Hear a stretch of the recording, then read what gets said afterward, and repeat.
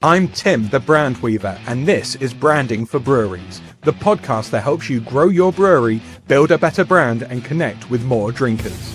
Each week, I'm joined by the brightest minds in the beer world, sharing practical tips to help your brewery stand out and sell more beer. Let's get stuck in. What up, 24-hour party people? 'Tis I, Tim the Brand Weaver, and you are listening to Branding for Breweries. Quick question, is anyone sick of that intro now? Because that's the thing I just keep on saying, and I know it's already been repeated. I maybe need to change it up in the new year. Anyway, nonetheless, thank you everyone for dialing in, for joining, for listening now, or indeed in the future, or potentially the past, if that works, if I were talking from the future. But let's not overcomplicate things. Ladies and gentlemen, boys and girls, I am joined by the phenomenal Roger T, Managing Director of Kirkstall Brewery, previous co-owner of Mash Gang, to talk about an interesting topic that no one's really come onto the show to chat about before, and that is the business behind the brand. Because Roger and I have spoken in the background. We've been chatting about what he's doing over at Kirkstall, what he helped with at Mash Gang, and I was like, there is so much we need to unpack here. But that's enough of me rabbiting on. Let's bring Roger into the chat. Let's have a good old chinwag, and let's hope that Roger can shine some light on the business aspect of the brand. Everyone, welcome to the stage, Mr. Roger. Hello. Morning, mate. You all right? Yeah, I'm good, thanks. How are you? Try to mirror your energy there. No one can match it, though. Dude, it's the energy, and as I said, it is the aggressive amount of espresso that I pumped into my veins this morning. So if I just start to dip quite rapidly afterwards, I'm just handing over to you, man. Okay, you got it. Pick up, yeah. Yeah, wicked. Roger, for those people who don't know who you are, what your history has been, beyond what I just said in that intro, would you mind giving your own version of your backstory, please, mate? Yeah, okay. I am an accountant by trade. As far as accountants go, I'm on the more fun end, but that's not a high end of fun anyway. So yeah, that's kind of where I spent most of my early career, doing sort of various finance roles, working my way through various industries, and got myself to being sort of a number one in finance. I always had this sort of passion for craft beer, from sort of 2012 onwards. Did a bit of brewing a bucket at uni as well to get me into that, at the start of the craze. But I always wanted to be part of the beer scene, and really work in a brewery, but it was never really happening for me. And then somehow, in ways that I'm sure we'll delve into in this, I fell into being a part of Mash Gang, and part of that scene. Had the best time doing that, and then we sold, and then I was out of the scene then, but it was pretty short-lived. And then I found myself with the opportunity to join Kirkstall as managing director, and stepping away from that sort of finance role that I had held, but I'd always craved to be that managing director, leader at the top sort of role. So that's what I'm doing now. I am 4 or 5 months into that, so still pretty early, but really, really glad to be back in the scene, and loving it so far. Yeah. Amazing. It's an exciting journey, and two very different brands as well, like going Mash Gang to Kirkstall. There's a lot of nuance between the two, I should imagine, that we need to unpack between that. Yeah, there is a lot of difference between them. So I'm just trying to think, like, are you the first managing director I've had on the show beyond marketing and head of brand? But the reason is because it is that structure piece that you brought to Mash Gang, and I assume that's what you're trying to bring to Kirkstall as well. But my big worry is, like, does structure come at the cost of creativity? Like, do you have to lock stuff in where you can't be that wild, bold, creative brand anymore? Or can you, find that balance? Roger, tell me, is it possible? I have to say yes, because otherwise, I'm out of a job, I think. I think you're right, it's two very different businesses where, between Kirkstall and Mash Gang. Kirkstall is a well-established business that's been going on for a number of years and has grown to quite a large level really in the UK, whereas Mash Gang was a startup business, highly creative, high growth, very rough around the edges. And there's two different treatments for that, but I think both are the same, that actually you can really harness and leverage your creativity with some structure. I think growth in any business brings a level of complexity, whether we like it or not. And in an ideal world, we keep our businesses as simple as possible. But the reality is, the more you do, the more complexity there's going to be. The more complexity that you get as well, in my opinion, the more time you spend fighting fires until you have that structure in place. So if I give an example of, I don't know, someone working in a design team, like a designer or a brand manager or anything, if you spend all your time in a business which doesn't have the structure to prioritize tasks or anything like that, for example, and you have this long laundry list of things that you have to do, and more people coming to your desk and throwing more stuff at you, and you don't know which one to prioritize because you're not sat at the top of the business and no one else around you is telling you what to prioritize, how can you possibly be at your creative best and have the headspace to deal with everything if actually all that's happening is your list is getting longer and no one's telling you what you need to spend the most amount of time on? I think that's a really good example of where structure is needed. So maybe a structure that you put in there would be, okay, there's now a request system for if you then want some design work doing. This, it works probably more in a larger brewery, but it can be applicable in any brewery, especially if you're small and you have an external design agency. They'll probably be asking for this sort of thing anyway. You have to then it gets triaged. So it says, right, well, how much of a priority is this? And then it gets put in an order in your list, and you know what you're attacking first. And it's saying, right, I can spend this much time on this because I know this has to be done by this time, and this is the highest importance. So it's not introducing like loads and loads of red tape and bureaucracy. It's introducing simple and light structures. And when I started at Kirkstall, I'm sure James, our design lead, won't mind me saying this, but actually, I kind of got brought up to the front in like a town hall situation in front of people. It's made clear that I'm here to try and introduce a bit more structure because that's what I do, because I'm a boring accountant and that's what I love, right? But everyone needs boring accountants, and it'll help us harness the growth that we've experienced over the last few years in particular, and help us kick forwards. One question that came was from James, our designer, saying, when you say structure, what exactly does that mean? But I'd like to think, that actually that's something that has been good for us, really, and it's something we're still working on. But I think people are responding well so far to just a bit more of the structure that we are putting in, so we do start acting like a bit more of a developed and grown up business that we really are at Kirkstall now. Where do you think that kind of lack of structure comes from? Because if you don't put it in place, if you don't know to put it in place, it doesn't happen. But have you spotted in the past, or when chatting with other breweries, where it just kind of, it's this organic beast that just grows so many tendrils, you're like, oh my god, where do we begin? Yeah, I mean you see it a lot in businesses that have really grown a lot over quite a short space of time, and you have, again, a lot of businesses where you've sort of just added a lot of people into the mix as well to keep up with the growth, but never really defined what people are doing as well. And I think that can be a situation where you get this a lot, and it's not exactly clear who's making decisions or something, or it's not clear who's really reporting into who, or what everyone's actual roles sort of entail. And you do get that, as businesses grow, and your chaos is good. You've got to harness the chaos, because if there's no chaos, you're probably not growing. And if that's what you want your business to be doing and you're not doing it, that's obviously a problem. So chaos, I always say, is good in business. And, I've worked in a lot of very chaotic businesses where we've been growing a lot.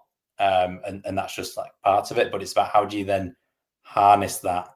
And, in a chaotic and high growth situation, people do double up and do stuff that's not really theirs as well. Like that's a pretty key bit of it, really.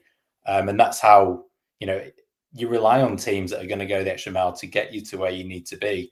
And you don't want to lose that equally. You don't want to put such a tight structure in place that someone cannot do something to help a business if it's not within their remit. Because especially in the brewing world, few people have anywhere near enough profitability to get someone to do everything that they need. I think everyone in the industry will be feeling that, especially over the last year or so as well, just how expensive it is to recruit people now as well. So you do need people to be willing to step out and help in other areas. But I think it's, again, just using this structure word again, having the structure to allow people to step into those areas, but having the structure to allow the creativity that is needed for businesses to grow as well. And I think that's the key thing that I've really identified is the best businesses have that real creative flair in them, but it's harnessed and managed. And so this idea of structure, is there, I would assume at the start is the prime time to add structure because it's easier, but let's just assume that ship has sailed. Kirkstall has many, many years. Is there a prime time, or is there a certain point in a business life when it identifies itself as like, oh, we need a step change here, we need to bring structure into the business? Yeah, I mean, Kirkstall had structure before, at least, which before I joined, which was great. It wasn't like it was just this, loose ship sailing away in the night, sort of with rudderless ship. That wasn't the case. So that, I was very fortunate in that. But I have seen businesses that, don't have anything like that. And I guess it's never too late to start, but it does become more difficult the more adrift the business becomes, right? Because cultures set in as well, then, don't they? And cultures are really, really hard to turn around. If your culture is we like, or the culture is whether we like it or not, there is no structure here whatsoever, and it's just every person for themselves, and everyone's a loose cannon and just doing what they think is best and not what the consensus of the business thinks is best. And that's, I mean, those businesses probably don't last a great deal of time anyway, but you can get businesses that exist like that, and they've just had such a great product or whatever that they've just exploded and they don't really know what to do with it. You still can fix it. It just takes longer.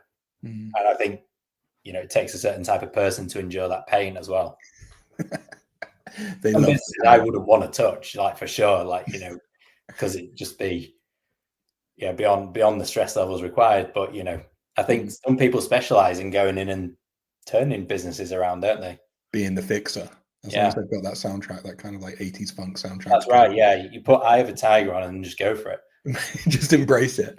So, like, if we take a hypothetical brewery that they kind of go, well, it was spawned on passion and we love creating the beer and we'd love to do a bit more, we'd love to grow. Have you got any like key things where you're like, okay, if you need to get some structure around this, creativity, brand marketing has got to be one of them. But what are like the top areas you would encourage brewery owners and people within breweries to be looking at when it comes to forming these structures? Yeah, well, I think defining, I think you've got to have a definition of where you want to go as well. I think you've got to have a like sort of a mission of what it is that you're trying to achieve. So you're clear. I think having a designated leadership team that can keep the consistent approach to that is key, because consistency is so key with brand, as it is with everything in business. So you need to define where you're going, and then you need to have a team of people, or even if it's a small business, fine, just one person, but one person who is clear on what that sort of North Star is for the brand and the company, and keeps everyone on that track, and is monitoring and ensuring that is where sort of the business is traveling. It needs focus, basically. But you need to, if you're really passionate and creative business, you can't lose what the business is about as well. You can't just, I wouldn't recommend anyone just overnight changes what a business is. It's hard. I don't think it really works that way. I think you've got to stay true to what the business has become and what has led the business to get to where it is. And that, like you say, like passion, you really don't want to trade passion for much in your business. You kind of need it. You need people to really believe in it. So you don't want to change too much, but I think it is really just having at least one or a group of people that are designated to understand what the mission of the business is. Spread that word so everyone in the business ideally knows what it is as well, but at least I hate using the word controls because it sounds like it's not creative, and it's obviously not, but controls and processes at a light level that will allow people to travel in the same direction. That makes sense. Because does that mean, like, so you've got I love the North Star reference because I use that a lot as well. But you've got your North Star, you've got your singular or a team who know at the very, very top what that means. But then is it a case of going for those people below? It's like, right, but this is your responsibility in your department to help us get there. How are you going to do it? It's like you federate out how you get to that North Star. Is that right? Yeah, I think so. I think people have to feel like they're contributing as well to how they want to get to it. So rather than tell people how to do it, I like people to feed in how they like to do it. So I think it's easier as you bring newer people into the business, because those people, you can kind of mold them into what you want to be, and you can induct them, and that becomes way more important as you start adding more people into your business. It's really easy to put something in place when there's like 5 of you, but if there's like 200 of you, it's harder to get everyone aligned, right? And like I think about, I think visions and values session sound a bit wanky sometimes, but actually they are pretty useful. And I think I worked for this chain of opticians, and that was my first role out of practice into industry, and it was amazing. I learned how to run businesses during that, learned how to operate in a high growth and often chaotic business, but I got this really great exposure every day with the founder and CEO. And he was really big on visions and values and stuff like that. And he used to do a lot of mentoring with me. At times I'd be like, why the fuck do I need to know this? Like, this isn't, this is all pie in the sky stuff. But actually, and he would spend everyone who joined the business, and we had probably 150 people in the business at that time, but everyone in the business, anyone who joined or anyone who hadn't had a session before, would have a 2-hour vision and value session with him, and he would lead them. And it was so everyone understood exactly what his view of his business was and what the strategy was of the business. And maybe some people might say it was a little cult-like at times, maybe in terms of the way that you get people following, and understanding, and everyone was able to sort of almost recite what it was that was important for the business. But as I've sort of moved away from that business and moved further on in my career, I often find myself quoting things that he said that used to drive me insane, and think, oh God, that's where I am now. But I often find myself implementing things that he did as well, because he was such a great example of how to create a brand, but B, how you get people to follow that as well. And, we talk a lot about, we'll go on to this with Mash Gang, we used to say it's not a cult, it's a gang, but the more we said that, the more culty it became. People started to follow. So I think if you can get that, that's really great. But I've forgotten what the question was. I think I've just sort of deviated off on a point there. No, it was about how you what areas of structure do you bring into a brand? But like you say, and I completely agree with you, having visions, values, or brand pillars, or whatever you might want to call them, they come in different definitions. They only are useful if you continue to use them and continue to reference and measure against them, versus, like you say, just a PDF that's been stuck on a hard drive because it was a corporate process you had to do for team building. Absolutely, yeah. And I think investment in people is a really big part of that. And it can feel costly to do that sometimes, but having people who have experience with investing in people really contributes to the culture, and that then contributes towards the consistency throughout the business. So we've hired a head of people and culture now, which is a role that's already paying dividends, because all of a sudden, we have a dedicated resource to making sure that people in the business, have someone they can turn to, who sort of owns the culture in the business and is really focusing on our people and doing what's right for our people, to develop our people as well, which is a really, really big part of what we're trying to achieve as a business, be it brand consistency, message consistency, or general growth and achievement of the business. Yeah, they all sit hand in hand, though. Like you say, it all drives towards that North Star, and it gets you to that point. Big shout out for anyone who is listening at the moment, and people are saying hi in the chat window. So hello, people. Thanks for joining us in.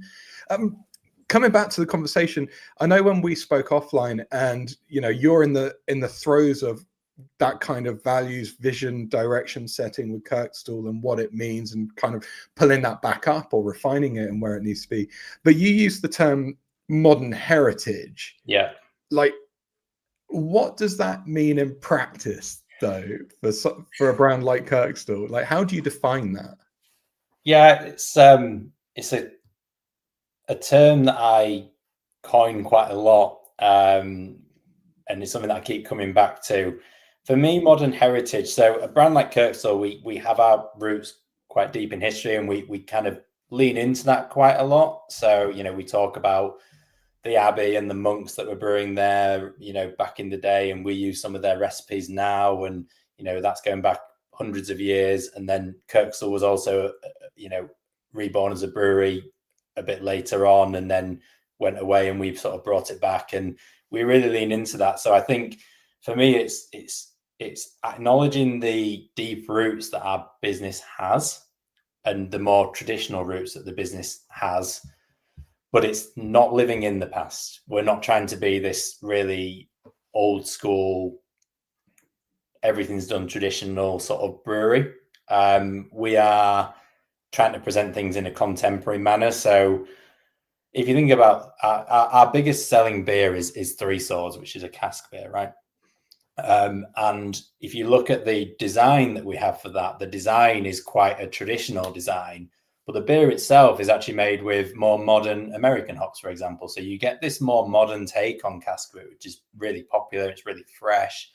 And that's what's driven a lot of its success, but it also plays on the fact that it's sort of badged up as quite a traditional and heritage beer. The Three Swords is a really big part of sort of the Kirkstall history and heritage, and that it was like the Three Swords were sort of on the emblems and the coat of arms for for old Kirkstall back in the day. So it kind of plays on that, and I think we have occasions. So we have occasions where we'll double down on our heritage. So we have our traditional prize ales that we do, and our great exhibition of beer that we sort of do as an event every year. And we will really, really dig down into the archives and find some really cool old pump clips, and we'll everything there will be, this is real, this is pure tradition that we're doing here. But then we'll also do more modern stuff. So we obviously have our keg and our can range, and keg and can by its invention is a more modern concept, right? And it's the branding within those. It's really key that there's still a bit of a nod back to the tradition and the heritage, and that probably mostly comes from within sort of the K lookup that we have, which is a bit more traditional. But the beers themselves in that style that we do are more modern beers, and that's us sort of leaning more into the more contemporary side of things. So we kind of offer things across the sort of spectrum at Kirkstall, but I think the balanced position that we have is it's more of a more contemporary modern offering, but with a nod to our historic roots, but not purely playing off and everything has to be traditional. That's our sort of standard position on when we do something. That's the foundation for it. And I'm curious to know how much of that inspiration or how to position and structure you've been able to pull and was influenced by what you did with Mash Gang, because like you say, it's not a cult, it's a gang. I've heard Jordan describe the brand as like, if it were a party, you would have turned up and it would have already been absolute chaos before you've even walked through the door. So what did you learn during your time at Mash Gang where you've gone, right, I see what we've done here, or this is what I brought in, and we now need to bring this into Kirkstall? Because it's two very different brands, well, from a public perception anyway.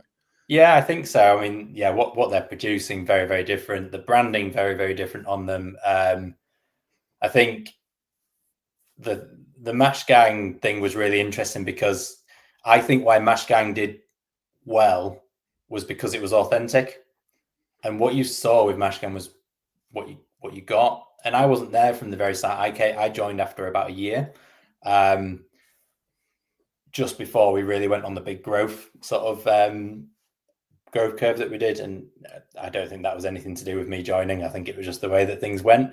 Mm-hmm. But I think everything was really authentic, and it was pretty much just a group of 4 or 5 people saying what they thought was cool and going off and doing it and doing what we thought we'd like, and therefore we thought other people would like. And we did some mad shit as well. We did things that were out there, and that was really great, things that got us noticed. And I think those are sort of things that probably wouldn't work as well at Kirkstall. We do some stuff that stands out there, but not to the extent that Mash Gang did. It's a very different thing to that. But I think the lesson on authenticity is really key, and I think that's something that we really try to be at Kirkstall. Is, we try to we're not trying to pretend to be someone else. We're just doing what we think is what we like and what others will therefore like. I think the thing with Mash Gang,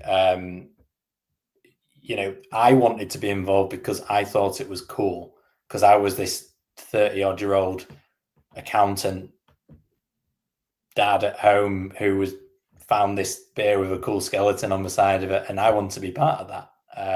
So when I had the opportunity, I was jumping at it basically, and I really liked, and I think people really, really liked that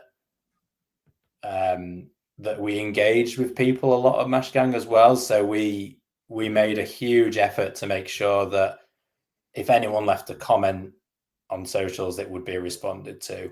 If anyone sent us a DM, we would respond to it. If there was a problem with someone's ordered, we would make good on it. There was that relentless focus on the customer. So although we were doing stuff that we thought was cool, it was stuff that we thought was good and cool, but we also therefore thought that our followers of the brand would enjoy as well. And we did get this real cult following, really. And we created a Discord channel eventually, which was great, and that filled up with people, fans of Mash Gang, who were literally, it was amazing to see them sort of fanboying and fangirling over Mash Gang in a Discord group at Mash Gang, and we would just sit and watch them have conversation, interact with them even more, and we had this loyal army of fans who would protect the brand at all costs if anyone said anything horrible about it, which at the time a lot of people said bad things about non-alcoholic beer, and they would go and defend them. I don't think you quite get as much of that now, which is nice. But it was kind of great to have this army mobilized. I remember we did a collab with Northern Monk in a supermarket SKU, and we sort of assembled an army of people to go into the stores and make sure it had a good enough rate of sale and stuff. And they were really, really happy to do that. We used to do stuff like we did a QVC sort of internet shopping thing on a Saturday, and we would just buy a load of cheap crap from the internet, really, really horrible tat, and get it branded as Mash Gang and stuff, like necklaces of Mash Gang stuff, and we would then sell it off on QVC on the weekend on this video call. It was great. And the power that we had with our audience then, and the level of fandom that we had, was quite hard to believe, really. But I think people just wanted a piece of the authenticity that we were putting out there. And we created a subscription box, and within a couple of months we had 400 people on this subscription box, and we had to turn it off because we couldn't make enough beer in the small batch to do it anymore. Then we realized that we had got our pricing wrong on it. Hold my hands up on that. And we were making a loss on it.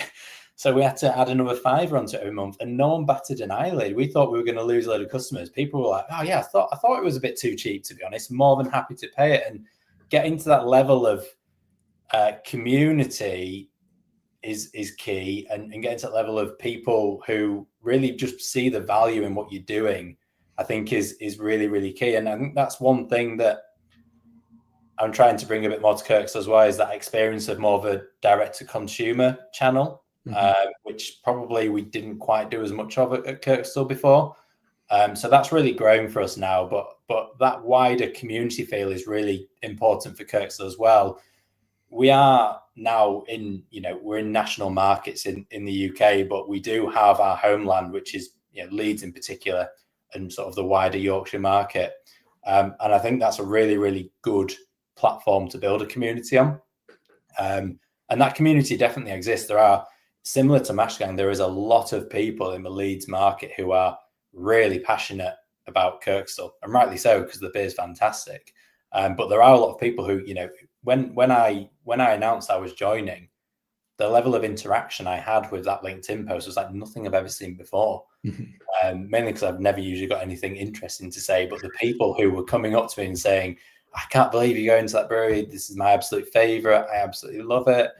This is great." And to see that sort of people reflecting on what I'm doing and, you know, expressing how they feel about that brand in the local market. Because I'm from Leeds originally, you know, born and bred in Leeds. So a lot of my friends are from the area as well. So it was really interesting to see people just be so passionate about it. And that's when, you know, I was pretty confident I'd made the right decision in taking the role. But harnessing that again and making sure that the brand is strong enough that we have to, you know, continue attracting people into that. And really build that community of people that believe in the brand, will defend the brand at all costs. So you don't have to spend all your time defending it. We'll advocate the brand and get you into new places. You know, I think that's the power of community, really. And I think that's one of the biggest things that Mashgang taught me. But that's, to me, that sounds like quite a challenging proposition to bring into an environment. So now that you're joining Kirkstall, like, you use the word authenticity, and I'm of the opinion that if you have to say you're authentic, then you're potentially not authentic because it's being used as some kind of marketing or branding positioning. Yeah. So how, you know, being a newcomer into the Kirkstall environment, how are you getting people together to go, yeah, this is what we are, this is what authentic genuinely means, and being confident that people can get behind it? Yeah, well, I think there's certainly no issue with people getting behind the authenticity, because I think fortunately that already existed.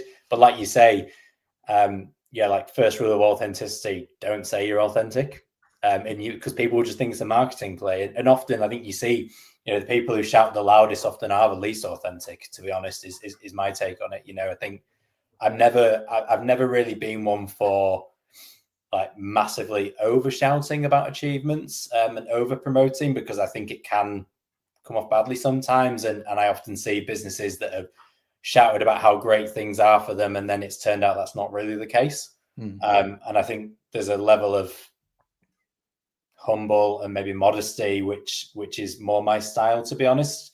But I can probably be accused of not shouting enough about things as well sometimes. So it's getting that balance right. But in terms of steps you can take to build your community or show how authentic you are, I think it's actually just continuing to operate in the way that feels right to you as a business, and doing the things that are right. So, I mean, you can build a community without going out and saying, "Oh, we're really authentic. Please be in our community." You can, you know, start to introduce things into your mailing list, for example. So instead of just emailing people saying, "This is what's for sale this week, please buy our beer," you can introduce people more to what's actually going on in the business at the moment. What's happening? What are the people in the business doing? If you're interested in it, read this bit. This is what we've been doing recently. And again, that's something that was done really well at Mashgang. The mailing list wasn't just please buy our beer. It was, here's a look into our lives sort of thing. And I think people sort of felt like, and I certainly did before I joined, and I was just a customer and a fan. It felt like they were just sharing what was, you know, the journey and what was going on with them at the time. And I found that really endearing and easy to engage with. You don't have to read it if you don't want. I think it might have been Wiper and True, where they had like a couple of different mailers, and you could opt to be in one that basically told you about like local events that were happening with them, one that told you about what was happening in the brewery, or one that was just, I just want to be sold to. And giving people those options is always quite interesting as well. Or you just signpost it in email. So say, if you don't really care about what's happening in the brewery, don't read this bit. Just come buy the beer above here.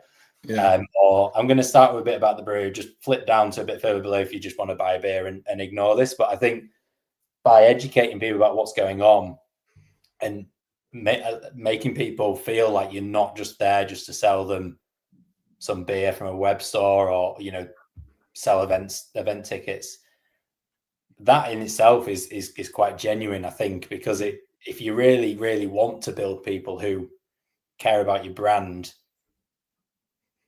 then you kind of have to be authentic with them, don't you? And you have to, you know, you can send mailing lists, you can do paid advertising saying, buy our beer.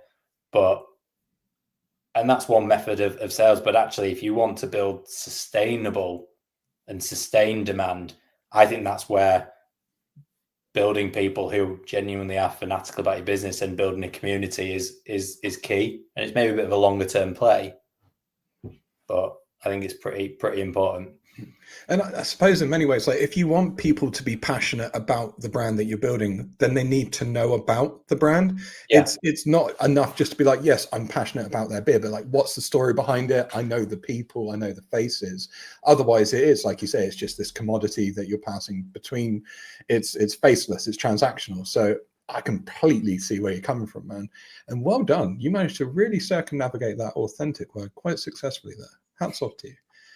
I wanted step change because obviously knowing your finance accountancy background stuff side of things, I need you to help solve one of my problems, which is the ROI justification on branding. Because I have the ways that I describe this to clients and breweries that I work with, but obviously you're a big advocate for getting a brand and getting a message and getting alignment on it. So when it comes to the financial justification, how do you have that conversation, and what's your interpretation of the return of investment on branding? It's difficult. Brand is intangible. It's quite hard to measure, really. And as someone who has worked in a marketing agency before and sort of been on that side of a table where we're having to tell clients like, you can't exactly measure this, to being the accountant early in my career who would question all marketing spend because I didn't really understand it at the time and be like, how can we possibly be spending that? Now, spoiler alert, some of it we definitely shouldn't have been spending actually, but some, I was looking for, well, what's my return on that? In pounds and pence, what am I getting back for that? But you can't measure. It's really hard to measure unless you're a massive, massive brand and you're willing to spend a lot of money on it. I think it's quite hard to measure what sales are coming from your brand, because it's not like you're asking everyone who buys from you, or why are you buying this beer? Oh, because I really like your brand.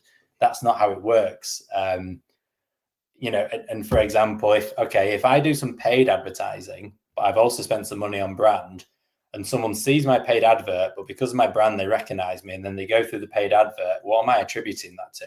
I'm attributing that to paid, but actually, and this is a problem, I'm going off on a tangent on paid here. I'll just come back. Loop it back around. A lot of paid is actually work you've done elsewhere, but converting.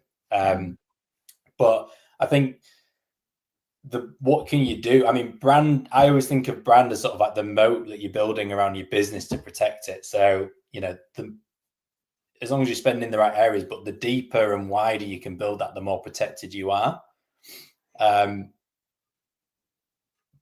But how do you measure what you're getting back from that is very, very difficult. I think the flip of that, I say, is you're better off having, if you can, hire someone with experience in that area who's done that before, knows sort of what lands well.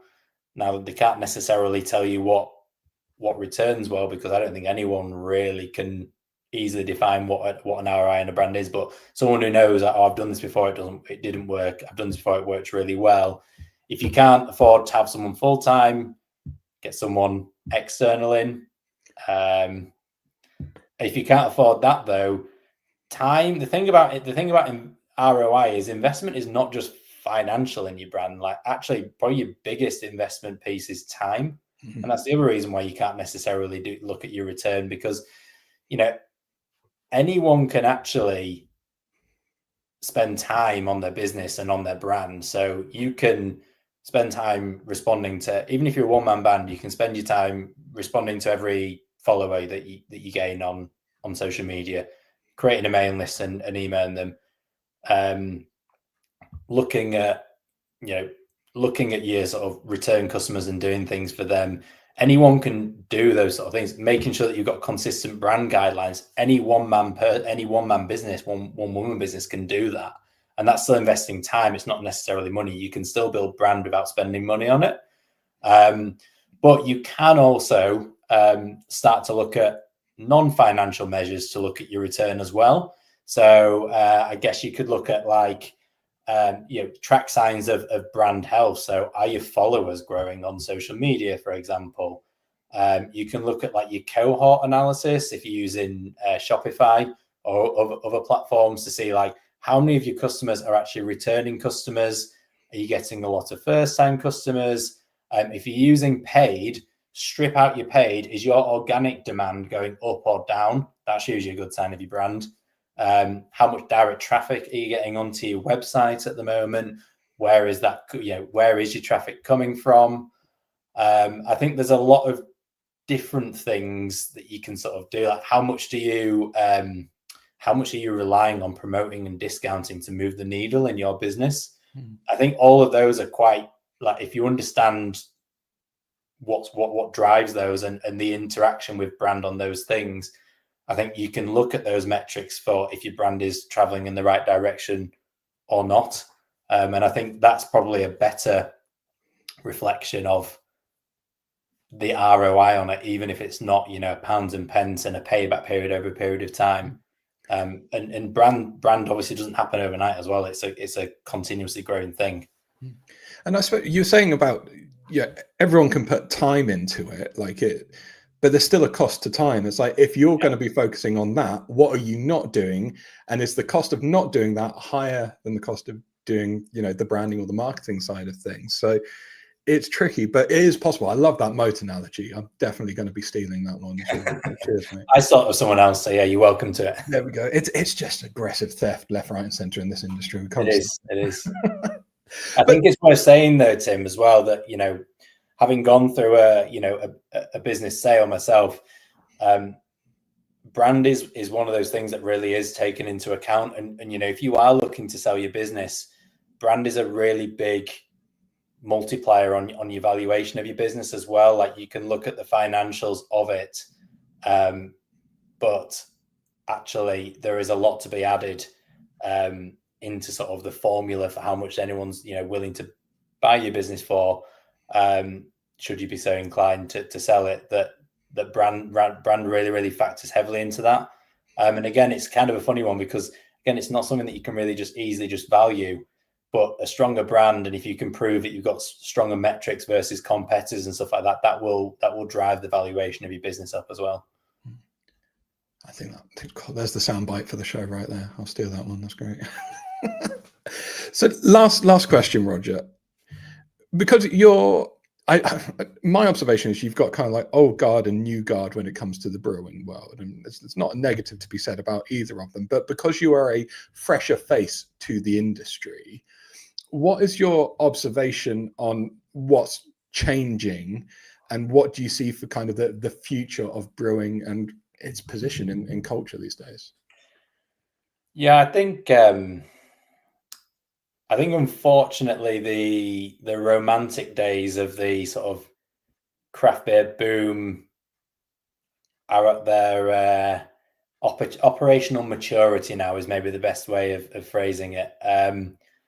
I think it's harder to sell your beer now just because you're an independently owned craft brewery, whereas maybe, or certainly 10 years ago, I think that was the golden era. It was a lot of people, craft beer nerds, whatever, maybe because there wasn't as much choice when you did get to a bar, but if there was something that was labeled as independent craft, I think it was quite a popular decision to opt for that.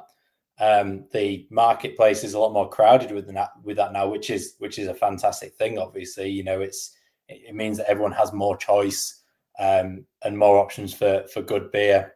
But I think sometimes there can be a bit of an attitude of, oh, well, I'm independently owned, that means that my beer must be more desirable than the macro on the tap next to it. And that's just not the case, in my opinion.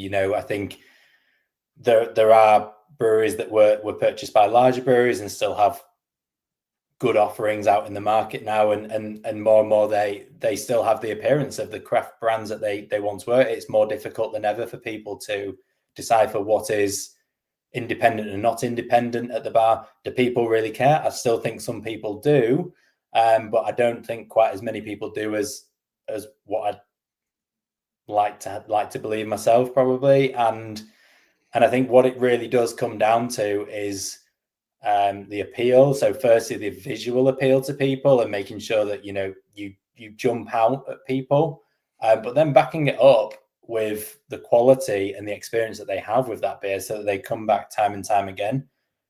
Now, in theory, that's always been the case, but I think it's more important than ever now, because it is more competitive than ever. And I think we are seeing more of the larger macro breweries really continue their sort of pursuit to take more share of the area again. There's new parts of the market as well. So like Jebel with the fruit beer and stuff now. There's whole new categories which are going on. So yeah, I think times are always changing. I think it's certainly not easier these days than it would have been even 5 years ago. Probably before COVID. Probably that's a long time ago. It is harder now, I think, but the concepts still remain the same. Everyone should really be striving to create the best beer that they can, that appeals to probably the most people. Yep. Play the numbers game, right? Good beer, lots of people. Can't go wrong that way. Can't go wrong. So Roger, my man, where can people keep up to date with, what you're doing yourself, but equally, the work that you're doing with Kirkstall? Because I'm sure there's going to be loads of people who are fascinated to watch what's happening. Yeah, I'm trying to post a little more on LinkedIn at the moment. So if you want to follow me, you can follow me there, and I try and keep the updates non-braggy if possible. So you probably will see hopefully a bit more realism and factual posts of what we're actually doing. The accountants beyond the world, maybe it won't be all singing, dancing. I don't use emojis in my posts. If anyone's expecting that, you'll be disappointed.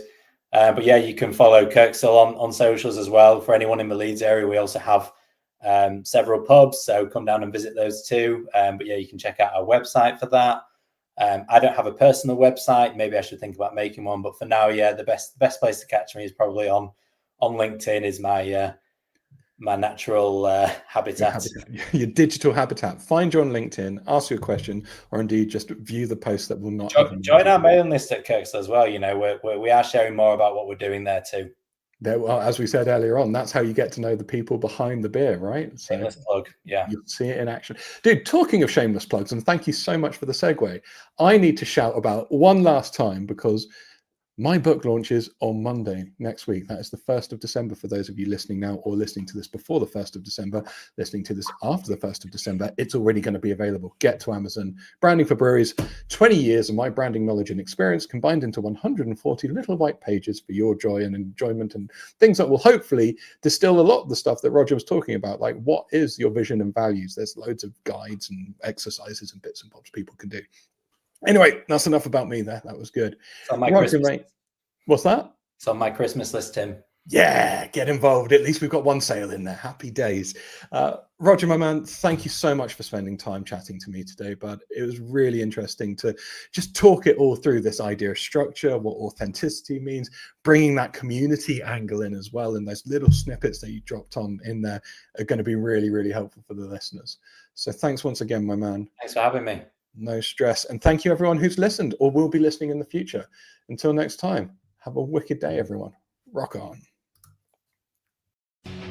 That's a wrap on this week's episode of Branding for Breweries. If you got something great from it, hit follow, like, and subscribe on your favorite streaming app. Or even better, leave a review, share it with your brewery pals, or get in touch, because I want to chat to you. Rock on!